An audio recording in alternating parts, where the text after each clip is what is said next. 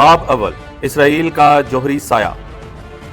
1960 की दिहाई से लेकर आज तक इसराइल एक गहरे राज के पीछे छुपा हुआ है। ये खुफिया जोहरी हथियार का जखीरा जो इसके पास, इसमें 80 से 2000 के दरमियान न्यूक्लियर आर्सेनल मौजूद है।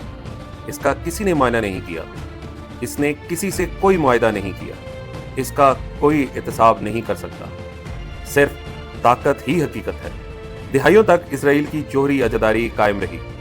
इसने मशरिक़ वस्ता में हुक्मरानी के असूलों का तयन किया, फिजाई हमले किए, ईरानी साइंसदानों को कत्ल किया और खुफिया कार्रवाइयां की। पैगाम साफ था, हम इस हिस्से के बादशाह हैं।